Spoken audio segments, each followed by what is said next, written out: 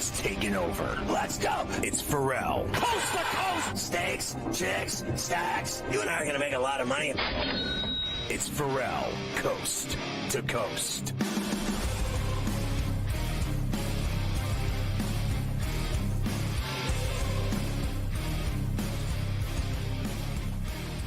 Always great to have Bob Kesling on, the legendary voice of the Tennessee Vols, and they're coming off a huge win over Alabama after they had a tough game in overtime against Florida in Knoxville.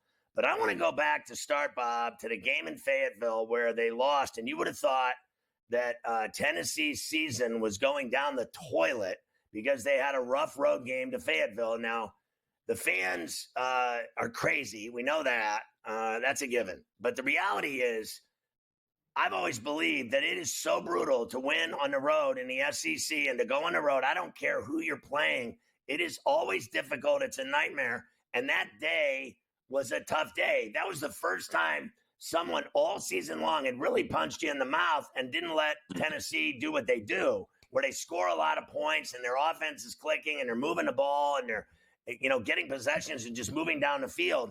That was a rock'em sock'em football game.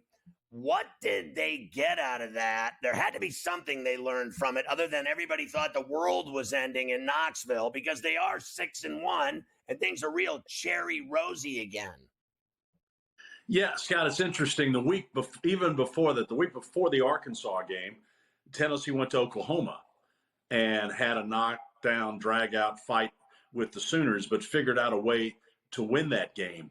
And then they go to Arkansas, and you think, well, okay, they've got one under their belt on the road in the SEC, and Nico's going to be able to come out and play really well, and they'll be back to the old Tennessee that we know. And then suddenly Arkansas comes out and plays a similar defense to what Oklahoma did, and Tennessee didn't score in the first half, and that was shocking. I mean, that was really shocking.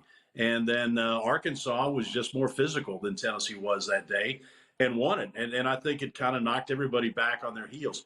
But it also, I think, brought it into the reality that Nico Iamaleava is still a very young quarterback. I mean, he started one game last year in the bowl game. And so he's really just figuring out how to play in the SEC, especially on the road. The interesting thing is that Tennessee has not scored in the first half in the last 3 games, which when you look at Josh Heupel's record, a lot of times they score on the first possession and a lot of times in the very first play of the game. They've done that 5 or 6 times. So not being able to score in the first half has been a little bit concerning, but then they figured out a way in the last 2 games to win in the second half and primarily running the ball and not throwing it. I mean, everybody thinks about Josh Heupel's offense being these huge chunk plays down the field, but they run the ball more than anybody in the SEC, and Dylan Sampson has just been fabulous for Tennessee running the football. But they're more of a running team right now than they are a big chunk passing team.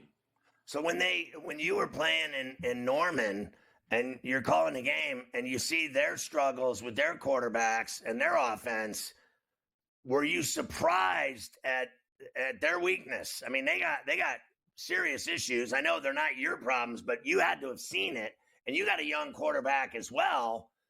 What was it like seeing their problems? Well, you could tell that they were limited offensively, but Tennessee still. One of the strengths of this team is its defense. The front 7 has just been tremendous all season. Scott, when you watch Tennessee play defensively, it's like watching a hockey game because they roll those defensive linemen out like it's a hockey shift. They'll play 3 or 4 plays, and here come 4 fresh guys in. And that's really been an advantage for Tennessee, especially in the second half of these tight games, that they're fresh and still being able to pressure the quarterback. But it was obvious that Oklahoma was struggling offensively to move the ball, but Tennessee obviously didn't help them very much either. I mean, Tennessee's defense was really good that day. So you kind of chalk that up to a Tennessee win because of defense, but the struggles for Tennessee have continued on offense, and they're winning games in the 20s now. When we, around here, the first 3 years of Josh Heupel, we're used to Tennessee scoring 50 points in a game. That's not happening right now. Well, tell me about the Florida game. Florida had you dead to rights in Knoxville, and you end up beating them in overtime. What happened there? Well, same thing, that Tennessee had gone back to the running game to grab the lead, and then Florida lost their quarterback. Florida had dominated the first half, and then Tennessee was able to come back and get the lead. And then when Graham Mertz, the Florida quarterback, went out, the whole game changed. He went out with that leg injury, and then the whole thing changed because Florida had to go to the freshman quarterback Lagway, who's a very talented player, right, but he's very inexperienced. But he led him down the field, and at the end of the game, with under a minute to go, threw a bullet for a touchdown. I think Florida at first was going to go for two to take the lead, and with about 29 seconds left, but then Tennessee called a quick timeout, and then Florida decided to kick the extra point, go to overtime.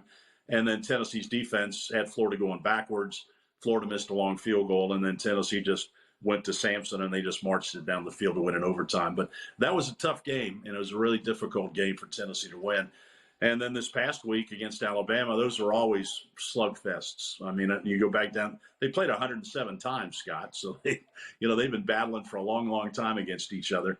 And, again, Tennessee did a really good job on Jalen Milroe, Milroe is the big star of the Alabama offense. He runs the ball more than anybody on that team.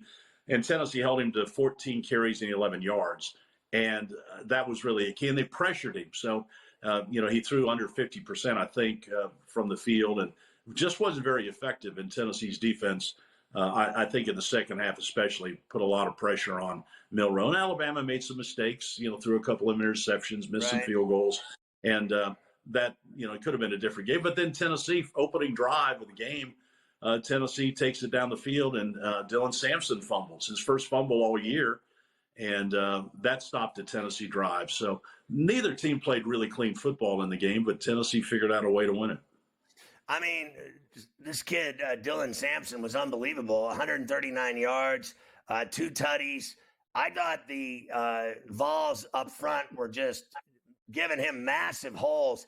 I don't think I've ever seen a Tide defense pushed around like that in the trenches in a long time. I mean, I'm talking about way before Nick Saban. I've never seen holes like that, or an Alabama team get kind of just beaten down by Tennessee. I thought Sampson had nice work, but it looked easy to me with some of the holes he got.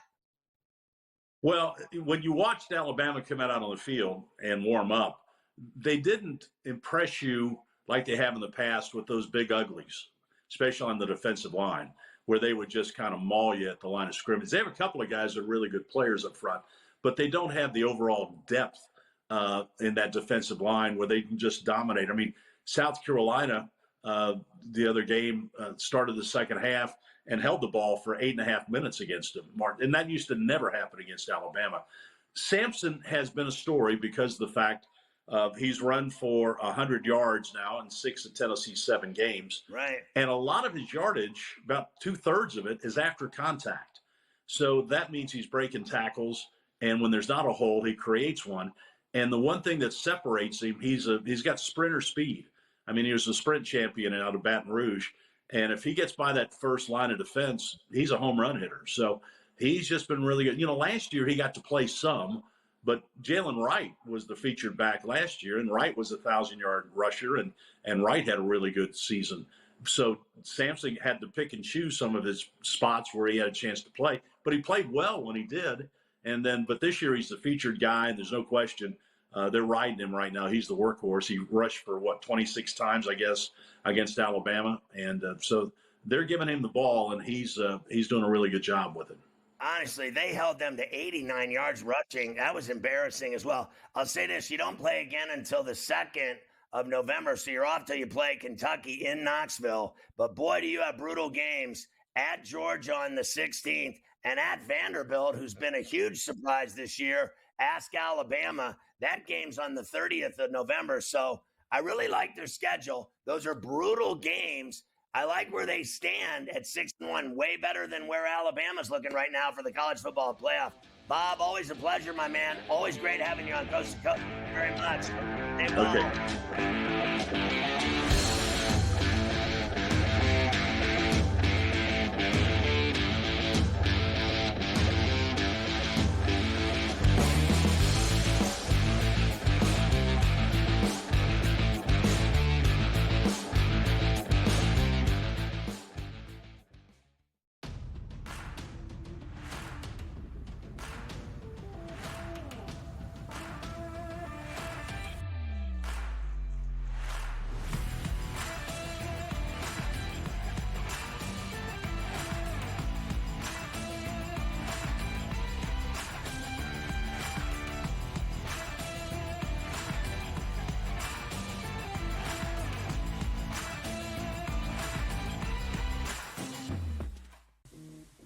right here with you on Pro Football Today on SportsGrid. Odds in motion, trying to see what lines have moved throughout the week. Never felt more comfortable in this set than I do for this year. I am ready. I'm just getting angry. The hot takes are going to be here all long, people.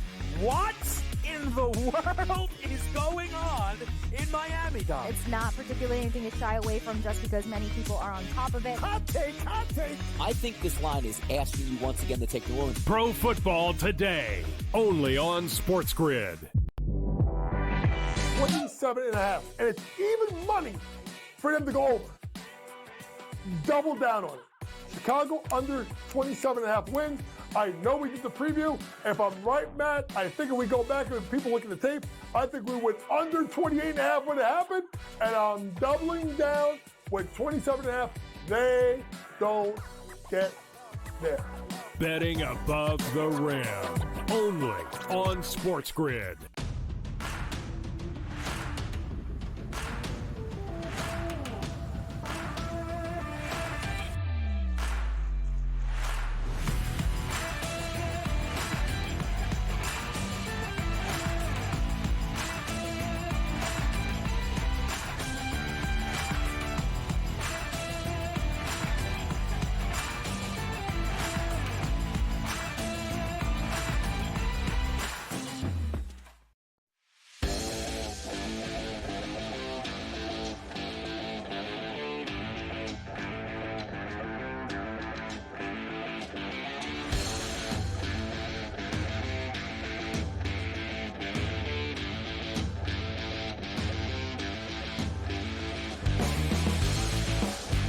Honestly, Mike, I think they'll lose at Georgia.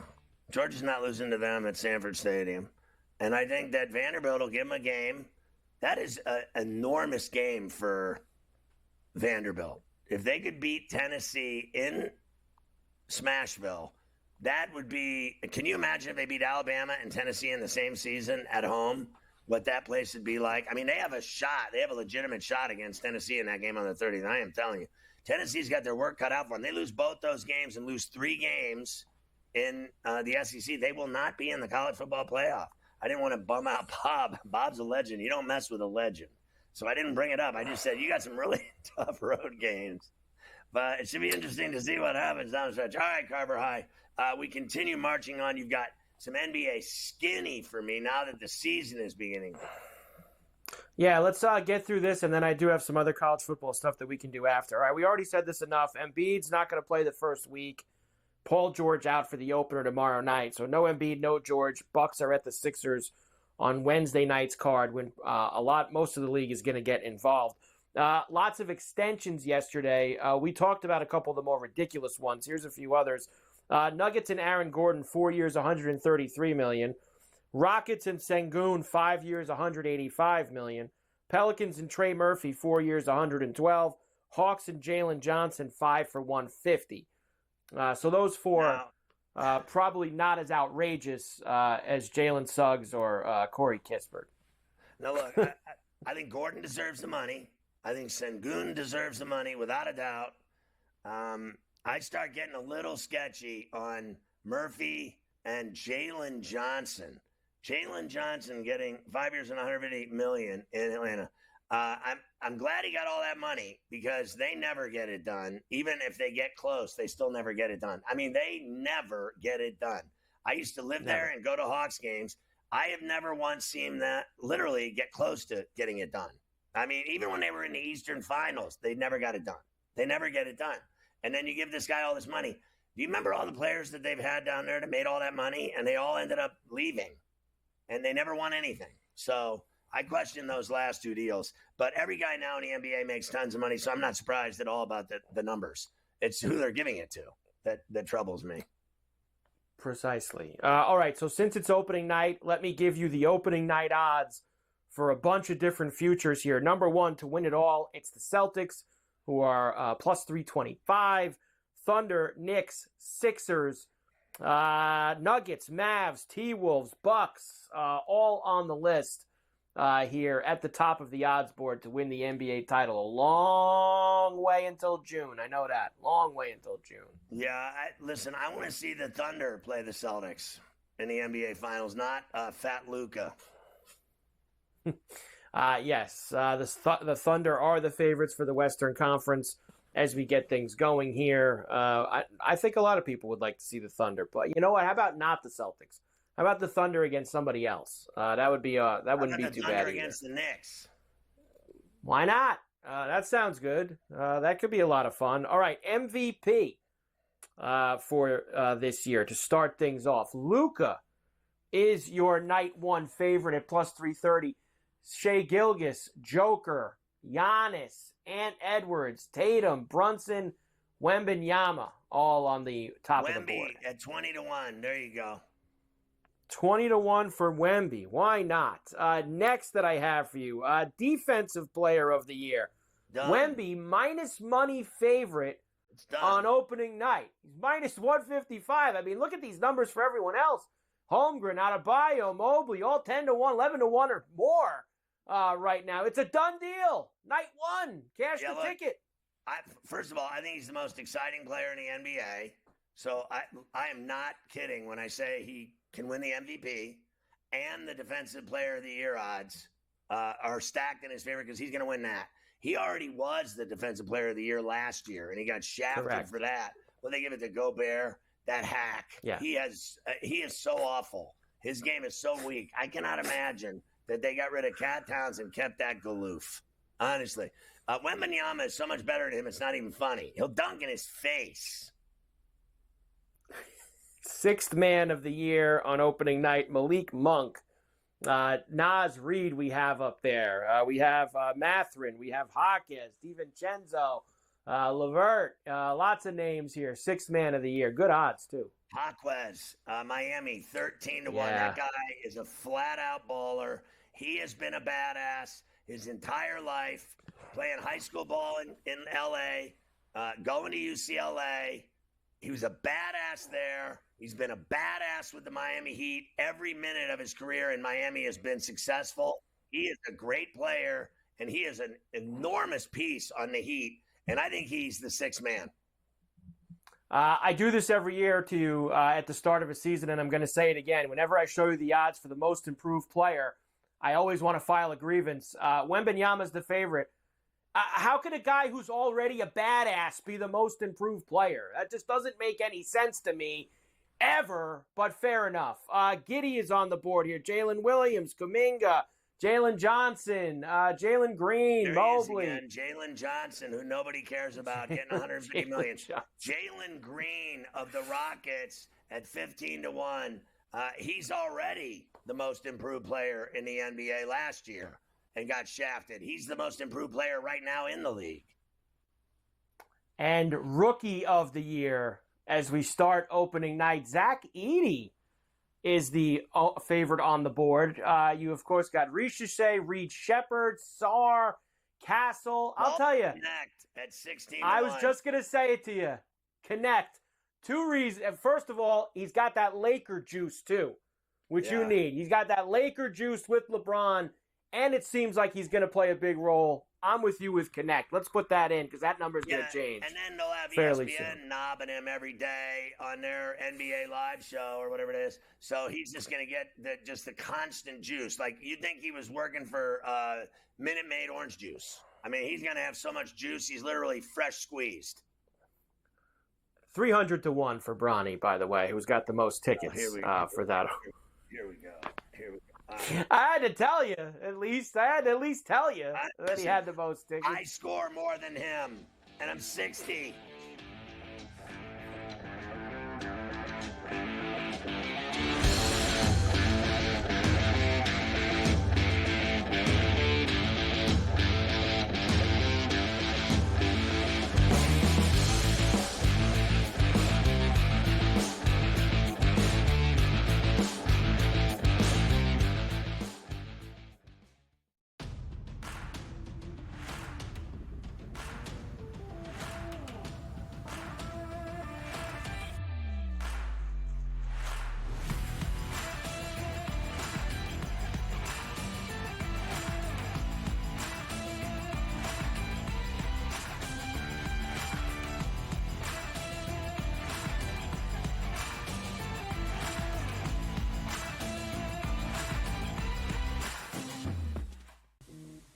right here with you on Pro Football Today on SportsGrid. Odds in motion, trying to see what lines have moved throughout the week. Never felt more comfortable in this set than I do for this year. Brady, I'm just getting angry. The hot takes are going to be here all long, people. What in the world is going on in Miami, Dom? It's not particularly anything to shy away from just because many people are on top of it. Hot take, hot take. I think this line is asking you once again to take New Orleans. Pro Football Today, only on SportsGrid. 27.5. And it's even money for them to go over. Double down on it. Chicago under 27.5 wins. I know we did the preview. If I'm right, Matt, I think if we go back and people look at the tape, I think we went under 28.5 when it happened. And I'm doubling down with 27.5. They don't get there. Betting above the rim, only on SportsGrid.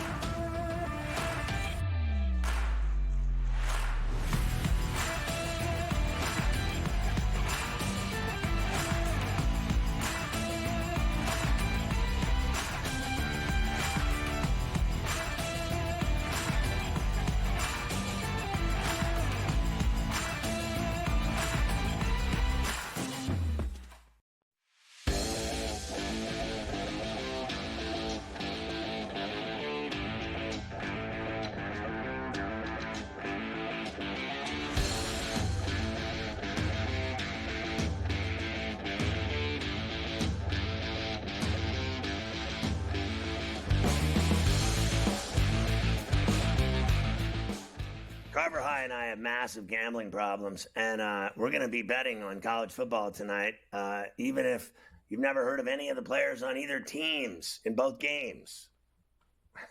Yeah, you get Conference USA Tuesdays here. I love that they play these games on Tuesdays in Conference USA, on Wednesdays as well. There's just a couple games tomorrow night. At the Pitbull Palace, right? That's where FIU plays, Pitbull Stadium. They will have Sam Houston State in tonight. So Sam Houston and FIU is the 7:30 East kick. That is Sam Houston minus. I got this at 5 now. It's 4.5 earlier with the 46.5 total. And then UTEP leaves the rolling hills of El Paso to go to Louisiana Tech tonight. Minus 6.5 for Tech with a 48.5. So Sam Houston got whacked at home last week by Western Kentucky, and they were, favored and everything else. And they're actually a pretty good team. They're 5-2. They were 5-1 in that game at home and got whacked. So what they're going to do tonight is they're going to beat the shack out of FIU down in Miami at Pitbull Stadium. I don't care if they bring a yacht out. I don't care if they bring strippers out. Sam Houston cannot lose to that crappy FIU team. Lay the 4.5. As I like to say to you every week when we talk about these teams on Tuesdays and Wednesdays, FIU lost to Monmouth this year. Yeah, I love throwing that out there. They lost to Monmouth in a football game in their home stadium as they get ready for SAMU. They lost to UTEP last week. UTEP, awful and football team. And they were 0-6. Yes. So UTEP takes their 1-6 record to La Tech tonight. So we have that. There you go, conference. I like Sam Houston as well. I don't really love the other game. To win that game and cover. If they don't beat that crappy UTEP team, honestly, I don't care if they won their first game in a year. You've got to win that game in Ruston at home. They're bad enough at 2-4. These are two awful teams. Honestly, I like the under, and then in that other game, I think Sam Houston should score 40-plus points themselves, and the over's 46.5. I think they should score 40 points on FIU and bury their ass. Sam Houston for me. That's it. That's all. That's as far as I can go with the college tonight. Just the one play. Tomorrow night, I can't. What do you see tomorrow? Hey, 5-0 Liberty against 0-6 for Ellis State tomorrow night. So get yourself ready for those games. That's a whooping. They're playing 25. We'll discuss tomorrow. All right. Best and the worst ATS in college football so far this season as we get ready for a fresh week here. Army 6-0-1 against the number. They are the last team with the 0 in terms of losses against the spread. Got a lot of 6-1s, BYU, Indiana, Marshall, Eastern Michigan, Western Kentucky, some 5-1s, Minnesota, Navy, Pitt, UL Monroe, and then a few 5-1-1s also. The best teams against the spread. Well, I mean, Army is and Navy unbelievable because they're unbeaten and they cover 90% of the time. BYU unbeaten, cover 6-1 against the spread. Indiana 7-0, 6-1 against the spread. Western Kentucky, all they do is win. I didn't respect them last week, and they blew out Sam Houston. They're 6-1 against the number. Illinois is a team I like betting on. They beat Michigan. They're 5-1-1 against the spread. They mean business. Pitt's undefeated. They mean business. They got a huge game Thursday night against Syracuse in Pittsburgh. They might have a game on their hands there against that McLeod and the Orange. In terms of the worst teams against the spread so far this year, we still have 2 teams that have a bagel at the front end. That is Air Force 0-7 and North Carolina 0-6-1. NC State, Michigan, Kansas, Arizona, Georgia State, Ellis State, Liberty, Texas A&M, Florida State, and Georgia all on the low side. Now remember, Liberty laying 25 tomorrow night, and they're 1-4 against the spread. They win, they never cover. Michigan stinks against the number. Mac Brown's done coaching. North Carolina's awful. This is his last year coaching ever.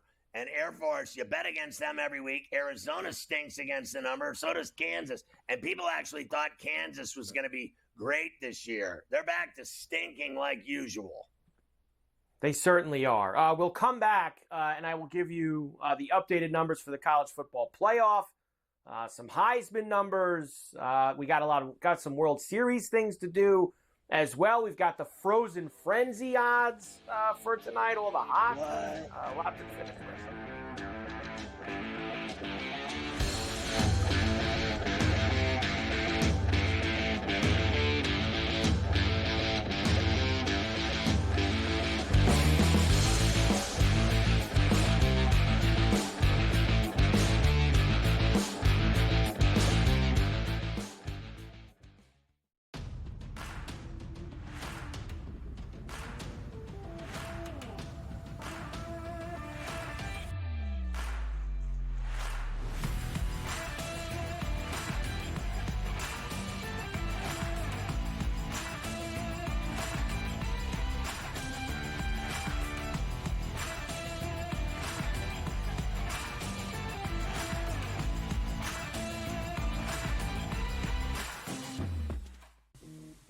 Right here with you on Pro Football Today on SportsGrid. Odds in motion, trying to see what lines have moved throughout the week. Never felt more comfortable in the set than I do for this year. Brady, I'm just getting angry. The hot takes are going to be here all season long.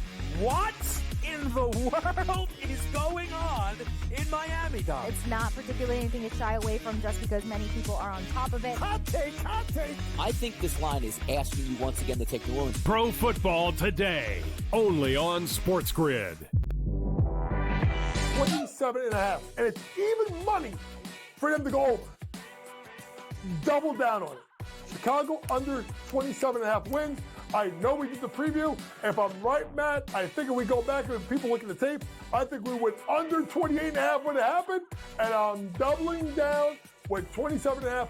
They don't get there. Betting above the rim, only on SportsGrid.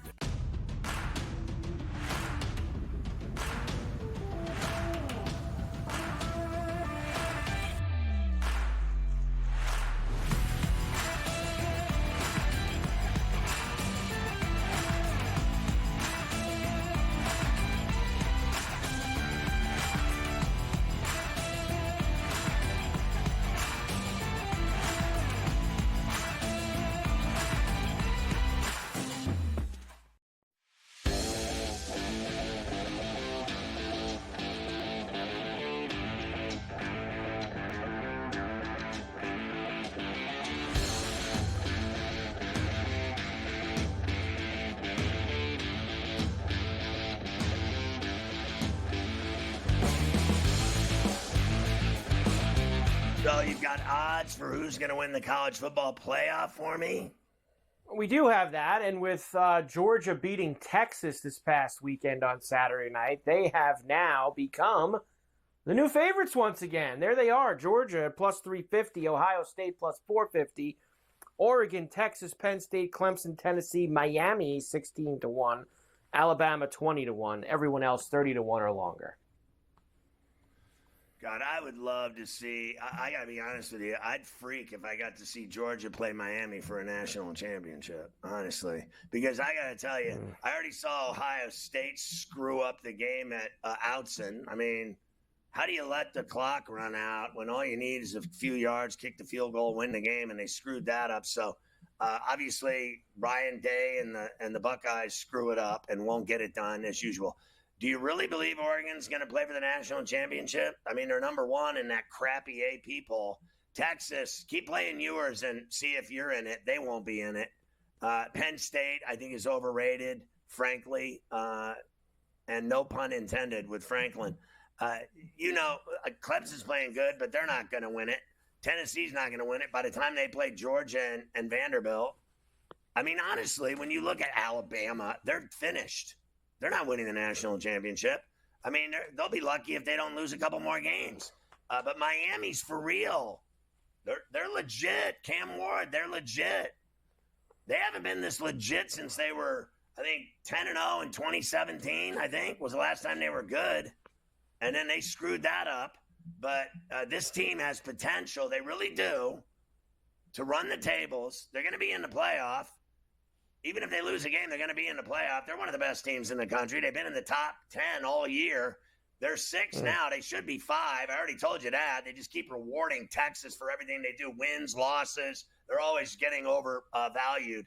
So I want to see Georgia and Miami, to be honest with you. We saw what Georgia did this week to Texas. They beat their ass.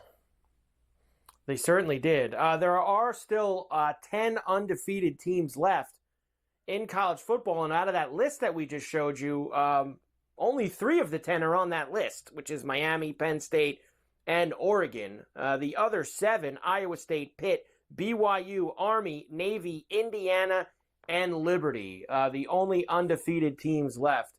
I mean, in college they're all football. Phony undefeated teams. They're not going to win the national championship to save their ass. No. Indiana's not running the tables with their quarterback breaking his thumb. Their problems are just beginning. Army and Navy they're gonna eat each other, I guess, when they play, but they're not playing for a national championship. Penn State isn't either. I think they're overrated. I know they want to see Penn State in that playoff, and they're gonna be there. Liberty sucks. I don't care what people think of them. They don't matter. Iowa State's decent. Pitt's decent. Pitt could lose to Syracuse this week. They could. And the other thing, I know everybody keeps, and some people around here even, with the Army-Navy stuff, with them making the playoff or being the group of 5 participant, Army and Navy both still have to play Notre Dame. And say what you want about Notre Dame, they don't lose to those teams very often. Yes, it has happened in the past, but Notre Dame doesn't lose to Army and Navy very often. And Navy this week. That includes this week. They play Navy at MetLife across the river here in Jersey. They're playing Navy there, and they're playing Army at Yankee Stadium in November. Oh so they're playing in New York. Both of them. You talk about cream puff. Yes. One of those teams beating Notre Dame. Well, that's exactly. So that's why everybody needs to settle down with the Army and Navy stuff moving forward. Simmer down. I do think Indiana will hold on for a while. Heisman odds for you here heading into this week, the 9th week of college football. There he is, back on top. Cam Ward, 2-1. He's tied with Genty now. They're both 2-1 to win the Heisman. Dylan Gabriel, Travis Hunter, everyone else is 20-1 or longer. The field at the top is starting to get smaller. Ward, Genty, Gabriel. It seems like those 3, and if Hunter stays healthy, maybe gets himself back involved. Look, all 3 of them are great. I'm biased. I'm on Cam Ward. I think he's just been sensational. I respect what Jenny's done. I think Dylan Gabriel's a really good player. All 3 of them have a shot at it. They're all going to be in New York. Yes, I agree with that. Cam Ward is the first player in Miami Hurricane history with 300 yards passing in 7 straight games. He has done an outstanding, looking to make that 8 against Florida State this week. by the way, which I think that he will be able to do. Florida State's a high school team. Indiana quarterback Curtis Rourke's injured thumb is improving enough that he could be back next week against Michigan State. So they're thinking he's just going to miss this week at home against Washington, where they are 6.5-point favorites, even without him, of course, going. So they think he'll be back for the Michigan State game the following week. I hope so, because Rourke's had an outstanding year, and I'd love to see him get back out there. And finally, Oklahoma will go back to Jackson Arnold at quarterback against Ole Miss, who they benched a few weeks ago for that freshman kid. I got bad news. They chopped the offensive coordinator this week, too. I got bad news for you if you're an Oklahoma fan. It ain't going to get any better this year. It doesn't matter. It's not getting any better. It doesn't matter. It's not getting any better. Didn't go well. First year in the SEC. Not going well. You got blown out at home by South Carolina. He's got a nightmare. Got blown out at home. He got a big-time nightmare that he's dealing with. What a shame. How will I ever get any sleep? What a shame. You tomorrow, asked for it, you wanted it, and now you got it. You got exactly what you wanted. You wanted to be in the SEC. You got to hang with the big boys now, huh? Yeah, they certainly are. Tomorrow, I'm going to give you some of the bigger games for this week and a couple of racks for the weekend. So we're going to do all that tomorrow on Coast to Coast. What are you deriving for the the tutties and the taters and everything else? Like, what are you deriving? What are you stewing up for me for when you leave on Thursday and Friday to go to the Irish Open when you're playing in the Cape Cod Irish Open and going for the green jacket, and then you're forgetting about us? Is that the deal? I will send some stuff in the morning. Thursday morning, you'll get the touchdowns for the Thursday night game. They'll be there for you. They'll be available when you talk about the game. And then on Friday, I'll do the same thing. Touchdowns for Friday. Maybe a home run or two for Game 1 on Friday night of the World Series. We're going to make sure we have you covered for that. The World Series does start on Friday night. In fact, this is nice and easy. I like this. Every game, same time, 8:08 p.m. East. Games 1 through 7. There it is right there. I kind of broke it down for you yesterday. Friday, Saturday, Monday, Tuesday, Wednesday, Friday, Saturday. Very easy for you. All 7 games of the World Series. I just can't wait. I mean, let's go. Are you kidding me? The Dodgers and Yankees in the World Series. It is just delicious. We all have memories of these two from back in the day. Aaron Boone has those memories as well, Scotty. Here he is talking about the matchup. There's always been that occasional talk about Yankees, Dodgers. So I think it's great. I grew up, with my dad, in the 70s and 80s playing for the Phillies, who won a bunch of Eastern Division championships, and the Dodgers sent them home in back-to-back championship series years. And and obviously with the right to play the Yankees in the Fall Classic. So that's right in my wheelhouse, those teams and those days. So it's definitely meaningful to me and not lost upon me. But I think it's going to be. I'm looking forward to all of it. The stars will be out, the eyeballs will be watching, and hopefully we can deliver on a great series. God, I just hope it's just magnificent every game. I just hope it's. Listen, I thought the Dodgers Mets was awful. It was all blowouts. Every game was a blowout in Dodgers Mets, I will say. That was one thing that was very unfortunate. Every game was a blowout. I'll give you a few more things on the World Series and then give you all the hockey for tonight when we come back. Okay.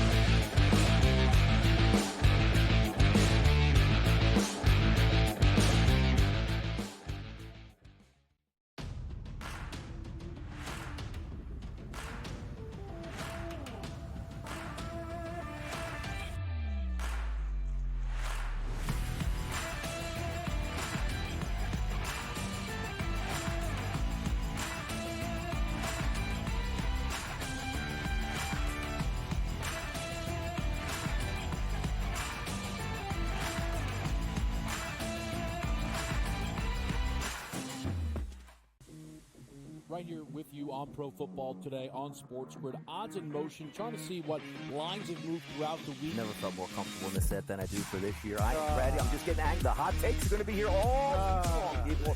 What in the world is going on in Miami, Dom? It's not particularly anything to shy away from just because many people are on top of it. Hot take, hot take. I think this line is asking you once again to take New Orleans. Pro Football Today, only on SportsGrid. 27.5, and it's even money for them to go over. Double down on it. Chicago under 27.5 wins. I know we did the preview. If I'm right, Matt, I think if we go back and people look at the tape, I think we went under 28.5 when it happened, and I'm doubling down with 27.5. They don't get there. Betting above the rim, only on SportsGrid.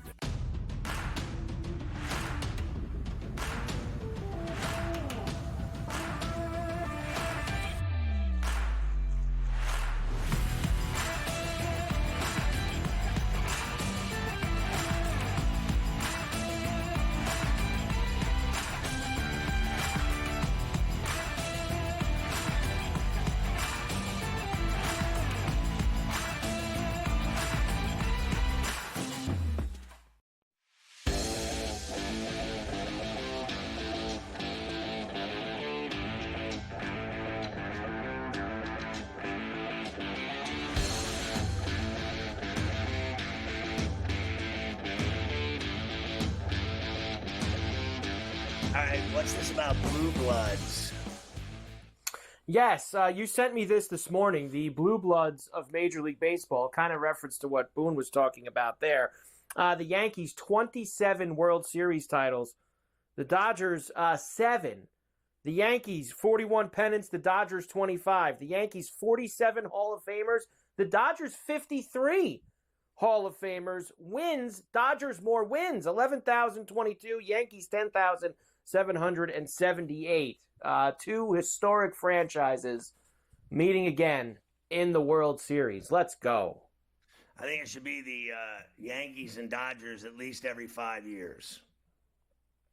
It should be. And it would really get everybody so mad, like I was saying to you yesterday. I saw it again last night and this morning. People just foaming at the mouth because they have to watch two teams with huge stars in big markets have to play in the World Series. It bothers people so much. That's too bad. It's amazing. It really is. So don't watch. How about that? Don't watch. Go watch FIU and Sam Houston State tonight. That'll be what you can go watch. Have a salad for that one. Man. A couple other things that Boone said yesterday. There's a good chance Nestor Cortez on the World Series roster. In fact, Cortez spoke today. They had a workout at the stadium for the Yankees. We're going to have some clips for that tomorrow. But Cortez said, he's been told coming back so soon could cause some further injury to his arm. And he basically said, Scotty, if I can pitch and get a ring, I don't care if I have to sit out a year and get surgery. So he's kind of just throwing that out there. In the World Series and worry about next year. Correct. So that looks like it's what Cortez is going to do. Boone was asked yesterday about if he's going to ask anyone about advice or something about managing in the World Series. He did say that he's had some chats with Joe Torre throughout October and that he would probably talk to Joe again before they get started on Friday. Not a bad guy to talk to when it comes to winning World Series with the New York Yankees. Joe has done that plenty of times. And he managed the Dodgers too. Joe with both teams here in the World Series. Man, well, that was awful when he went to L.A. People only care about Joe Torre with the Yankees. Thank you. That's correct. I do believe that as well. People actually forget that he was the Dodger manager at some points. We still know that it will be Garrett Cole on Friday night. We still do not know who it'll be for the Dodgers. Not much has changed. Minus 125 for them, plus 108 for the Yankees. But I did want to sprinkle this into you today. I'm going to try to give you a little something every day here for the Yankees and the Dodgers. Odds to win the World Series MVP. And Ohtani and Judge are clearly the favorite. And you got four megastars here: Ohtani, Judge, Soto, and Betts. And then you have Stanton at plus 950. Stanton is hitting .309 with 9 doubles, 10 homers, and 26 RBIs in 25 career games at Dodger Stadium.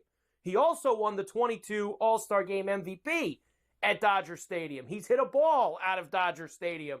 Stanton loves hitting at Dodger Stadium is pretty much what we're trying to tell you there. And Judge, Scotty, ain't too bad either. 10 career games against the Dodgers, 14 for 36 with 8 homers and 2 doubles.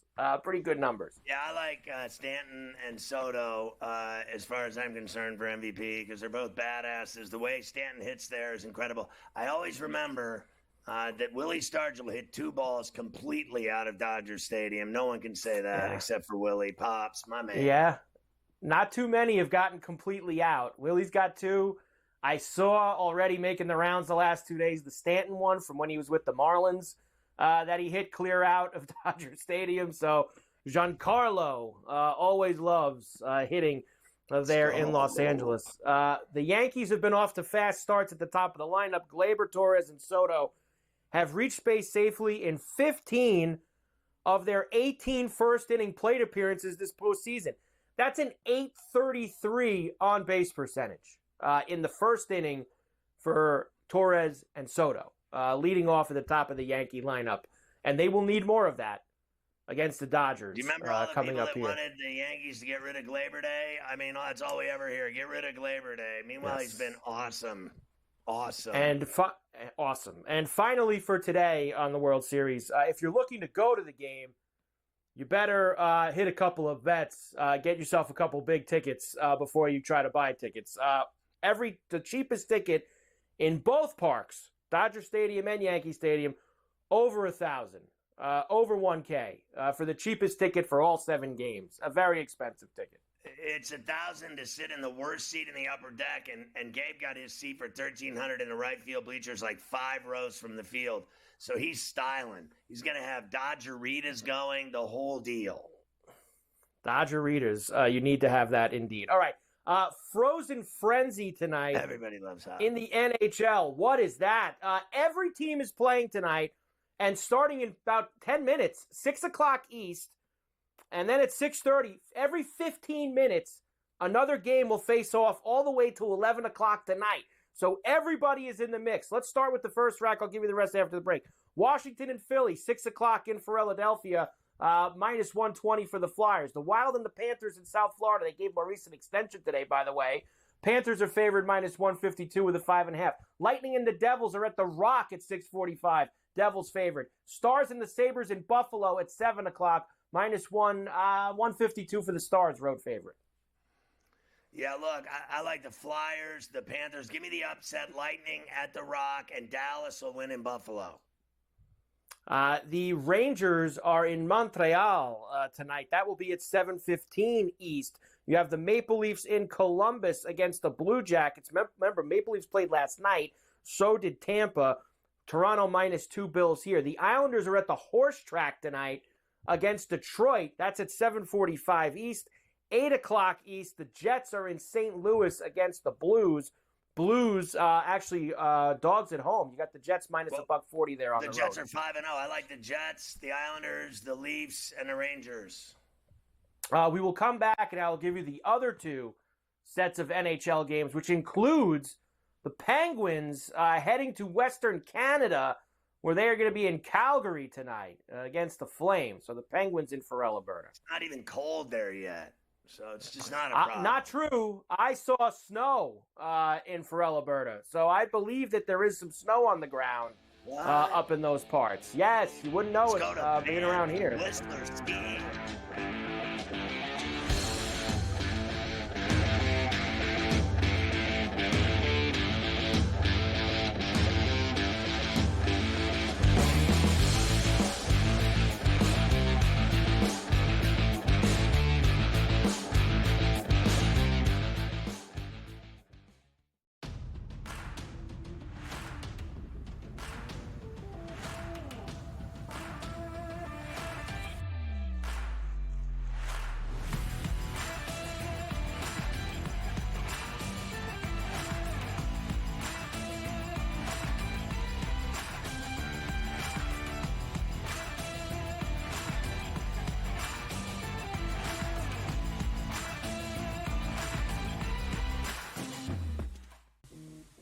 Right here with you on Pro Football Today on SportsGrid. Odds in motion, trying to see what lines have moved throughout the week. Never felt more comfortable in the set than I do for this year. Brady, I'm just getting angry. The hot takes are going to be here all long.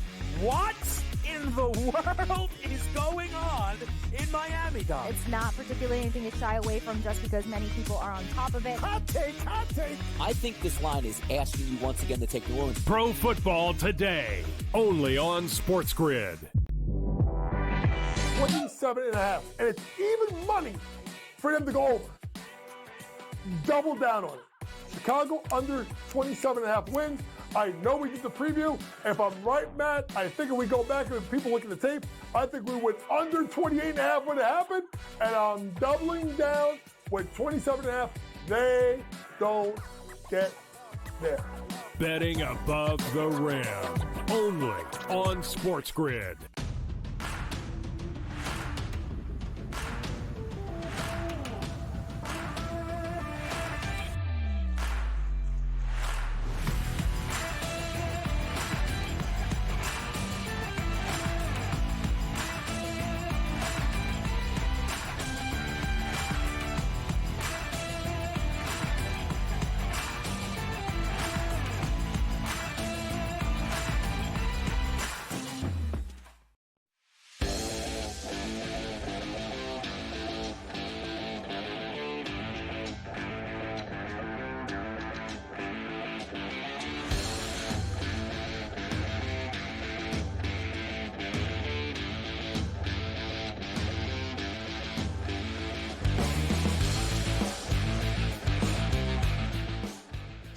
All right, we got other NHL racks to give you here on leftovers. Yes, we do, especially with it being frozen frenzy tonight. The Canucks are in Chicago against the Blackhawks tonight. Canucks are going to be the road favorite here. The Avalanche are in Seattle against the Kraken. Rado minus 125. Bruins are in Nashville against the Predators. Predators are the favorite here, minus $1.32. And Carolina is in Edmonton against the Oilers. Oilers minus $1.32. Yeah, I like Vancouver to win at the United Center in Chicago. I like the Kraken at the Climate Pledge. Seattle at home over the Avs. I like the Bruins in Nashville. Nashville's 0-5. What a disaster. And I'll take the Canes with the upset in Edmonton. The Oilers have been really average. On the other side of the coin, how about Utah, Scotty? 4-1-1 as they are home tonight for Ottawa. Utah minus $1.20. The Penguins are in Calgary, Farrell, Alberta, where the Flames are out to a very good start. They're 4-0-1, and they're minus $1.15. The Sharks are in Anaheim tonight at the Duck Pond, and the last game tonight faces off at 11 o'clock East. Kings and the Knights in Vegas at the T-Mobile. Knights minus $1.25. Yeah, I like Utah at home. I like Calgary at home. I like the Ducks on the pond, and I like Vegas in Cincinnati. All right, I got two more for you, and they're both pretty good. First of all, I thought this was a gag story that you sent me today when I actually started reading it. Lennox Lewis will consider a Mike Tyson rematch if he beats Jake Paul. Is that serious? Like, did Lennox Lewis actually, why would he be fighting? None of these guys should be fighting anymore. What are we doing here with this? What is going on in the world? Yeah, and I don't even believe Mike Tyson can handle Jake Paul. I think Jake Paul will knock him out. Just like the last couple times that Mike Tyson fought, he's literally unable to take a punch. He's like brain dead from boxing, just so you know. The only thing that keeps him alive is dope. He smokes tons of dope. That's it. He has no boxing skills whatsoever. They show him training all the time with his speed training and punching a bag. It's different when he's in the ring getting punched. The last two times he fought, take a good look at what happened to him. He's like a noodle. He's 58 years old. Right. I mean, what happened when Holyfield Lennox fought? Lewis He went down like a tree. Lennox Lewis is 59. Yeah. That also, it's to the state of boxing today. It's embarrassing. That people would be more excited to watch two guys 58 and 59 years old fight each other than the fights that get put on now. That's actually what it also says, is what people think about boxing. And finally, one of the bigger scams going. The Tiger Woods and Rory McIlroy TGL will start on January 7th. Now, you know I love golf. I love betting on golf. I love golf. Yeah. If these guys actually think that people like me are going to get excited to watch them hit balls into a screen and make it think that it actually matters, they went too far with this one. I'm out on the TGL. I'll tell you now. I love golf. I can't watch these guys hit balls in a screen. I'm not going to be there for it. No tech golf for you. No simulator golf for you. You can't bet on either. I can't bet on something that gets guessed off of a screen. I can't. There's absolutely no chance. I can't believe they'd even bet on that. If they. All right, Ferrall finished. Former NFL running back Eddie Lacy had a .325 blood alcohol content during his DUI. 4 times the legal limit. My man was rolling along. A lady narked him out, said he was swerving all over the road. The popo pulled him over. He blew 4 times the legal limit. Surfer Julia Manfrini dead at 36 after being speared by a swordfish. What a way to go with one of those through your back and stomach. Extreme haunted house, accused of being a torture chamber under disguise. They were actually torturing people in this thing. It comes with a 40-page waiver and calls for it to be shut down or intensifying. They're torturing people at the haunted house. It just can't be a good thing. Sean Diddy Combs still having problems, accused now of raping a 13-year-old with 2 other celebrities at the VMA's after party. Your boy Diddy wants to get out of jail. Here's an idea. Don't let Diddy out. He will flee. My man, how many people has he allegedly raped? Oh, my God. Spellcasting Kentucky woman arrested for abuse of a corpse. She was cooking body parts in a pot like Jeff Dahmer. Woman also had an alias. She was an aspiring actor. GTD is next. Go to FerrallOnAbench.com. We'll see you tomorrow at 3 on Coast to Coast.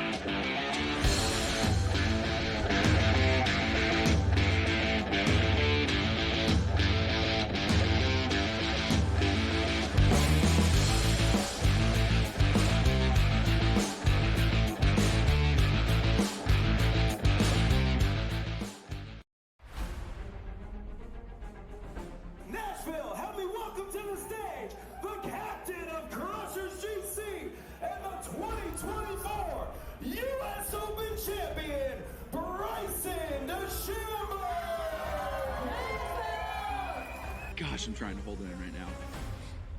The support's been overwhelming. Tickets for Nashville this week are nearly sold out. We are calling this the Bryson effect. Won the Saudi Open on the Asian Tour in April, and he won the International Series event in Macau in March, beating David Puig in a playoff. Here's a man with 9 career wins, 3 of them on the DP World Tour. 33 years of age from Sacramento, and he is making the most of his chance. I remember John Catlin playing as a reserve for Charles Howell III, who's injured. If he were to go on to win this, he gets those points. That would move him right at the top 24 number. Move him at 20th currently.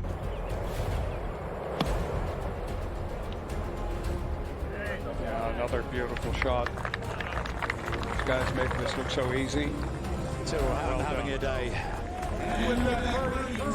The Englishman 6 under par. He shares the lead with Abraham Answer for the time being at least. Now this is Abraham Answer to stay at 7 under and in all likelihood have the open night lead, and that is wonderfully done. Abe Answer with a 64.